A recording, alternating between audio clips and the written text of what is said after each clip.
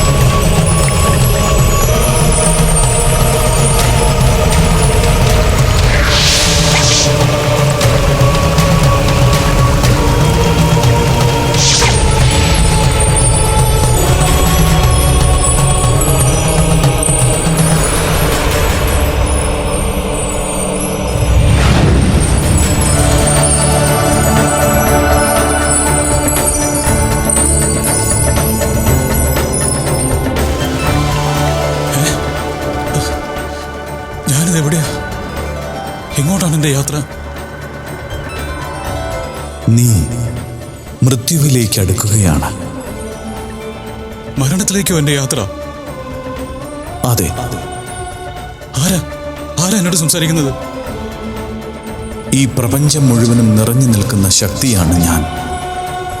എല്ലാ ജീവജാലങ്ങളുടെയും തുടക്കവും ഒടുക്കവും എന്നിൽ തന്നെയാണ് നിക്ഷിപ്തമായിരിക്കുന്നത്. ഭഗവാനെ, എനിക്ക് ജീവിച്ച് മതിയായില്ല. എനിക്ക് തിരികെ പോകണം.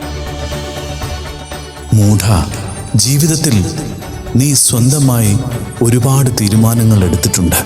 ഒരുപാട് സമ്പത്ത് വാരിക്കൂട്ടിയിട്ടുണ്ട്. അതൊക്കെ ഇപ്പൊ നിന്റെ കൂടെയുണ്ടോ?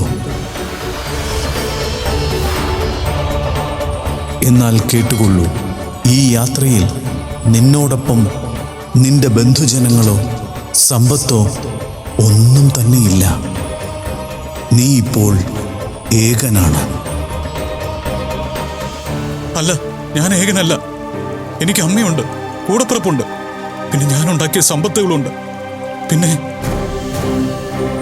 പിന്നെ പിന്നെ നീ ചെയ്തു കൂട്ടിയ പാപങ്ങളും അതിൻ്റെ കർമ്മഫലങ്ങളും നിന്നോടൊപ്പമുണ്ട്. അതെ, ഒരു തെറ്റും ചെയ്യാത്ത മീരയെ ഞാൻ വേദനിപ്പിച്ചു. അതിനൊരു പ്രായശ്ചിത്തം ചെയ്യാൻ എനിക്കൊരു അവസരം തരണം ഭഗവാനെ. ജീവിതത്തിനും മരണത്തിനുമിടയിലുള്ള ഈ ഇടനാഴിയിൽ വച്ച് പശ്ചാത്തപിക്കുവാൻ നിനക്ക് അവസരം ലഭിച്ചത് മീര എന്ന എൻ്റെ ഭക്തയുടെ പ്രാർത്ഥനയുടെ ഫലമായാണ്.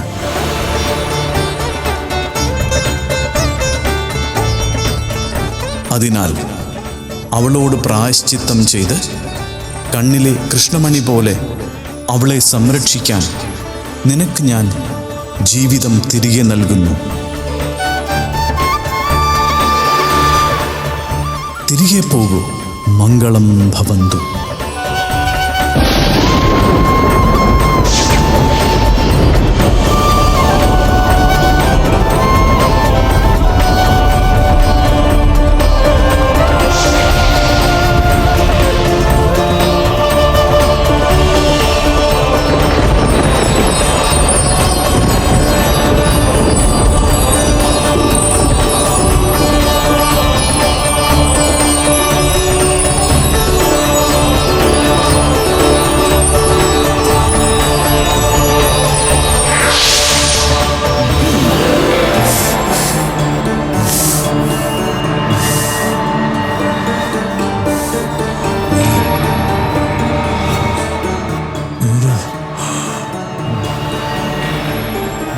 മീര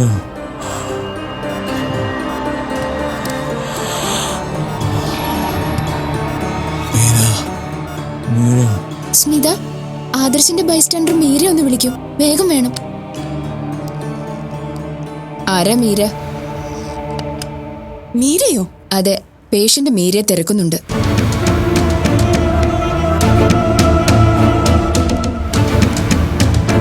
ആദർശ് ഉണന്നോ? ഞങ്ങൾക്കൊന്ന് കയറി കാണാമോ? ഇല്ല, ഇപ്പോഴും മയക്കത്തില്ല. എന്നാലും ആരെങ്കിലും തിരക്കിയ അവര് മാത്രം കാണാൻ അനുവദിക്കണമെന്ന് ഡോക്ടർ പറഞ്ഞിരുന്നു. ഞങ്ങള് ആദർശിന്റെ അമ്മയും സഹോദരിയാ, ഞങ്ങൾക്കൊന്ന് കാണാൻ പറ്റില്ലേ? ഡോക്ടർ സമ്മതിച്ചാ കയറി കണ്ടോളൂ. മീര വന്നില്ലേ? മീര ഇപ്പൊ ഇല്ല, വരുമ്പോ പറയാം. ശരി. ആദർശ് എന്തിനാ ഈ അവസ്ഥയിൽ മീര തിരക്കുന്നത്?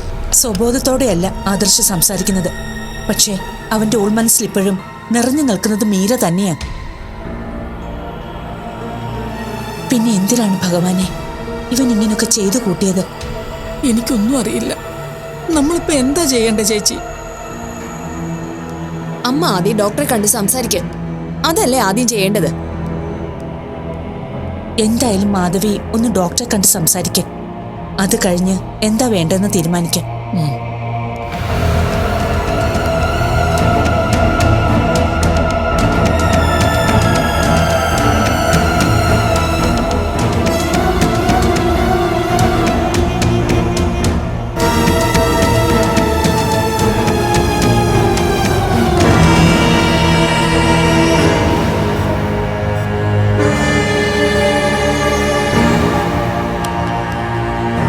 വരൂ, ഇരിക്കെ. ആദർശ് മീര എന്ന പേര് ആവർത്തിച്ച് പറയുന്നുണ്ട്. ആരാണീ മീര? മീര ആദർശിന്റെ ഭാര്യയാണ്. ഓ, എന്നിട്ട് മീര എവിടെ? മീരയാണ് ഡോക്ടർ ആദർശിനെ ഇവിടെ കൊണ്ടുവന്ന് അഡ്മിറ്റ് ചെയ്തത്. പക്ഷെ ആ കുട്ടി ഫ്രണ്ടാണെന്നാണല്ലോ കൺസേൺ ലെറ്ററിൽ എഴുതിയിരിക്കുന്നത്. അത് കഴിഞ്ഞ ദിവസം അവര് ഡിവോഴ്സായി. ഓ, അങ്ങനെയാണല്ലേ. പക്ഷേ ആദർശിന്റെ മനസ്സിൽ ആ കുട്ടി ഇപ്പോഴും ഉണ്ട്. ആദർശിനെ ജീവിതത്തിലേക്ക് തിരികെ കൊണ്ടുവരാൻ മീരയുടെ സാന്നിധ്യം സഹായിച്ചേക്കും. ഇപ്പോഴത്തെ അവസ്ഥയിൽ മരുന്നിനേക്കാൾ വേണ്ടത് മനസ്സിന് ധൈര്യം കൊടുത്ത് കൂടെ നിന്ന് ആദർശിനെ സ്നേഹിക്കുന്ന ഒരാളെയാ. അതുകൊണ്ട് മീരയോട് എത്രയും പെട്ടെന്ന് വരാൻ പറയുക. മീര വരുമെന്നറിയില്ല ഡോക്ടർ. നിങ്ങൾ സംസാരിച്ചു നോക്കൂ. നമ്മുടെയൊക്കെ ഈഗോയേക്കാൾ ഒരുപാട് വലുതല്ലേ ഒരാളുടെ ജീവൻ. ആദർശന് ആക്സിഡന്റ് ഉണ്ടായപ്പോ ഉടനെ ഹോസ്പിറ്റലിൽ എത്തിക്കാൻ മനസ്സ് കാണിച്ച ആളല്ലേ മീര. ആ കുട്ടി വരുമെന്നാ എനിക്ക് തോന്നുന്നത്. ശരി ഡോക്ടർ, ആദർശിനെ ഞങ്ങൾക്കൊന്ന് കാണാൻ പറ്റുമോ? സർജറി കഴിഞ്ഞതല്ലേ ഉള്ളൂ. അതാ ആരെ അകത്ത് കയറാൻ അനുവദിക്കാത്തത്. വെറുതെ ഇൻഫെക്ഷൻ ഉണ്ടാക്കാനുള്ള അവസരങ്ങൾ നമ്മളായിട്ടുണ്ടാക്കാൻ പാടില്ലല്ലോ. പിന്നെ കാണണമെന്ന് നിർബന്ധമാണെങ്കിൽ ഞാൻ സൗകര്യം ഉണ്ടാക്കാം. സാറ് പറഞ്ഞാ മതി. ആദർശിനെ കാണാൻ ഞങ്ങൾക്ക് ആഗ്രഹമുണ്ട്. ശരി, അതിനുവേണ്ട പ്രിക്കോഷൻസ് എടുത്ത ശേഷം കാണാൻ അവസരം ഉണ്ടാക്കാം. ശരി ഡോക്ടർ, മീരയെ കൊണ്ടുവരാനും ഞങ്ങൾ ശ്രമിക്കാം. ഓക്കെ.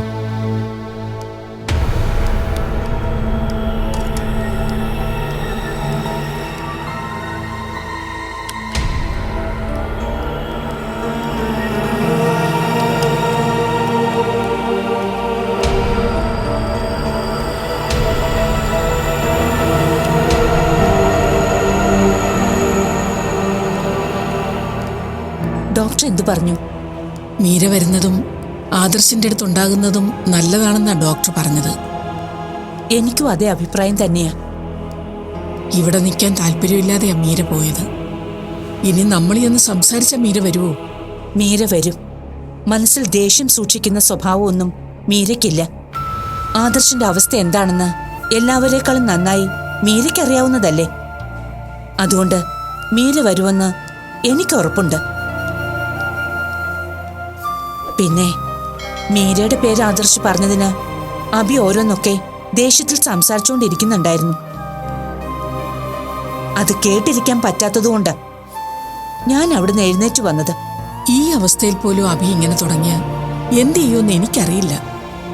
അഭിയെക്കുറിച്ച് നമ്മൾ ആലോചിച്ചിട്ട് ഒരു കാര്യവുമില്ല. ഇപ്പൊ ആദർശിന് വേണ്ടി നമുക്ക് എന്താ ചെയ്യാൻ പറ്റാന്ന് വെച്ചാ അത് ചെയ്യുക. മീരയുടെ വീട്ടിൽ പോകാൻ മാധവിക്ക് മടിയുണ്ടെങ്കിൽ ഞാൻ പോകാം. മീരയോട് ഞാൻ സംസാരിച്ച് കൂട്ടിക്കൊണ്ടുവരാം. അത് വേണ്ട, ഞാൻ തന്നെ പോകാൻ ചേച്ചി. ഹരിയുടെയും ബീനയുടെയും മുഖത്ത് നോക്കാനും കാര്യങ്ങൾ സംസാരിക്കാനും ഒരു മടിയുണ്ട്. പക്ഷേ അതൊന്നും ചിന്തിക്കാൻ പറ്റിയ സമയമല്ലല്ലോ ഇത്. അവരെന്തെങ്കിലും കടുപ്പിച്ച് പറഞ്ഞാലും നമ്മളതെല്ലാം കേൾക്കാൻ ബാധ്യസ്ഥരാണ്. അതുകൊണ്ട് അവരെന്തു പറഞ്ഞാലും നമ്മൾ സഹിച്ചേ പറ്റൂ. അവരങ്ങനൊന്നും പറയുന്നവരല്ല മാധവി. ഓരോ മനുഷ്യന്റെയും അവസ്ഥകൾ മാറി മറിയാൻ കണ്ണടച്ചു തുറക്കുന്ന സമയം മതിയെന്ന് ബോധ്യമുള്ളവരാ മീരയും ഹരിയും ഒക്കെ. നമ്മുടെ അവസ്ഥ മനസ്സിലാക്കാനൊക്കെ അവർക്ക് സാധിക്കും. മാധവി ചെന്ന് വിളിച്ച മീര വരും. മീര ആദർശിന്റെ അടുത്തുണ്ടെങ്കിൽ അവൻ വേഗം ജീവിതത്തിലേക്ക് തിരിച്ചു വരികയും ചെയ്യും. ഞാൻ പോകാൻ ചേച്ചി, മീരയെ കൂട്ടിക്കൊണ്ടുവരാം.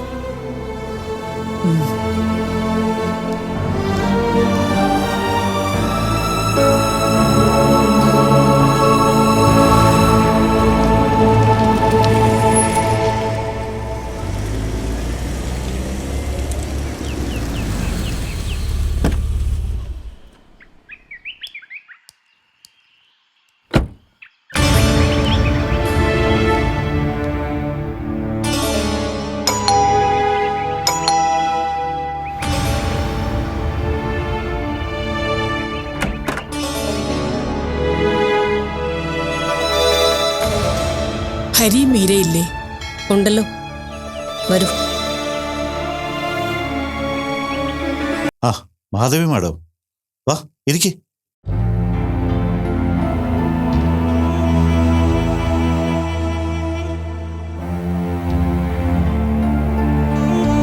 എനിക്ക് മീരയെ ഒന്ന് കാണണം. ഞാൻ മീരെ വിളിക്കാം. കാര്യങ്ങളൊക്കെ ഹരി അറിഞ്ഞു കാണുമല്ലോ. ആ ഞാൻ ഹോസ്പിറ്റലിൽ വന്നിരുന്നു. പക്ഷേ ഇപ്പൊ കാണാൻ സമ്മതിക്കില്ലല്ലോ, അതാ അകത്തേക്ക് വരാഞ്ഞത്. സർജറി കഴിഞ്ഞു. ഇതുവരെ ശരിക്കും കോൺഷ്യസ് ആയിട്ടില്ല. ആകെ വല്ലാത്തൊരവസ്ഥയില്ല. ആദർശന് ആക്സിഡന്റ് ആയപ്പോ ഭഗവാനായിട്ടാ മീര അവിടെ എത്തിച്ചത്.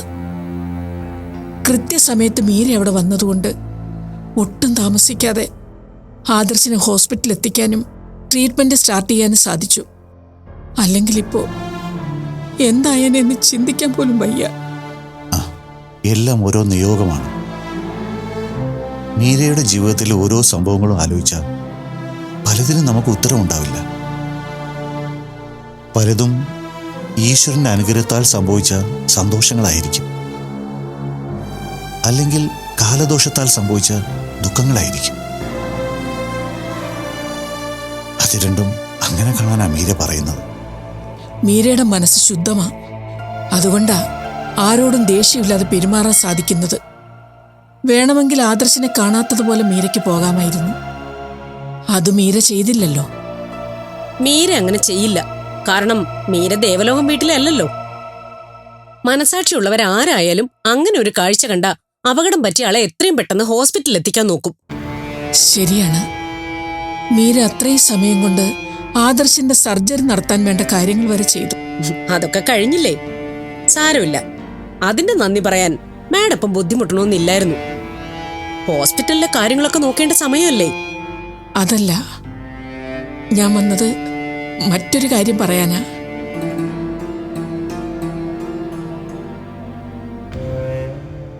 ആദർശിന് ഇടയ്ക്ക് ബോധം വന്നതാണോ അതോ പാതി ഓർമ്മ വന്നപ്പോ പറഞ്ഞതാണോ എന്നറിയില്ല. ആദർശ് മീരെ വിളിക്കുന്നു എന്ന് നേഴ്സ് വന്ന് പറഞ്ഞു.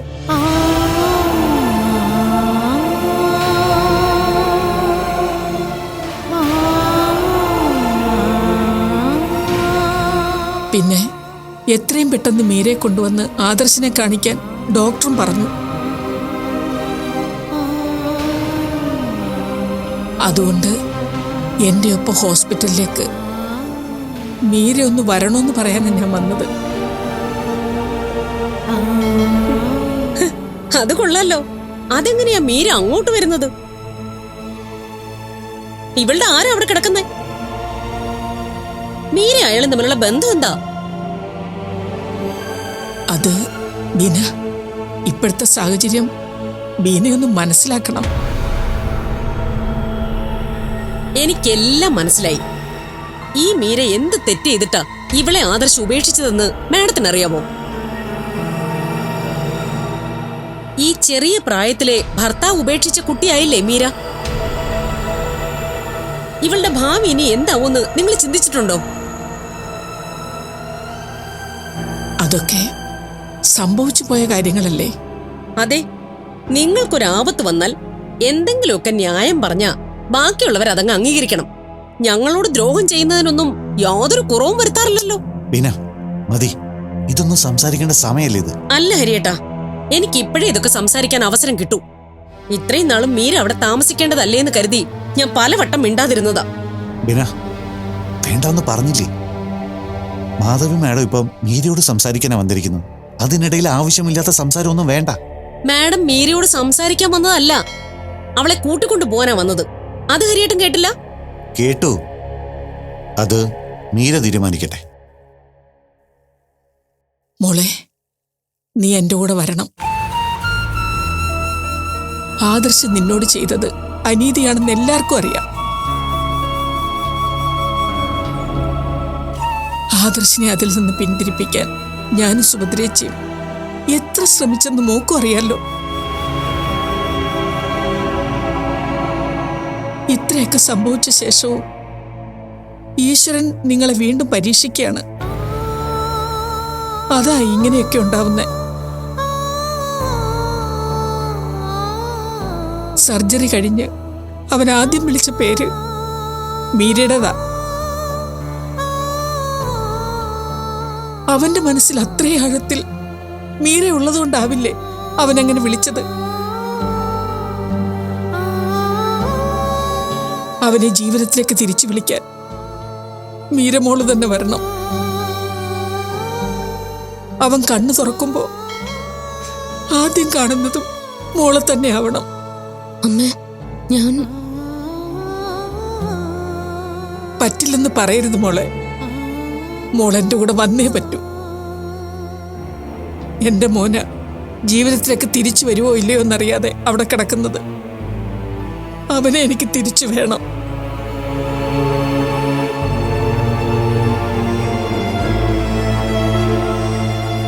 മോളെ, മോടെ ശബ്ദം കേട്ട അവൻ വേഗം ഉണരും. ഞാനവന്റെ അമ്മയാ. അവന്റെ ജീവൻ രക്ഷിക്കാൻ ഞാൻ എന്തു വേണമെങ്കിലും ചെയ്യാം. മോള് വരില്ലേ? ഞാൻ വരാം അമ്മ. മീരേ, മോളെ തടയണ്ട. മോളാണ് ശരി. നമുക്കിറങ്ങാം. ഞാനിപ്പോ വരാം.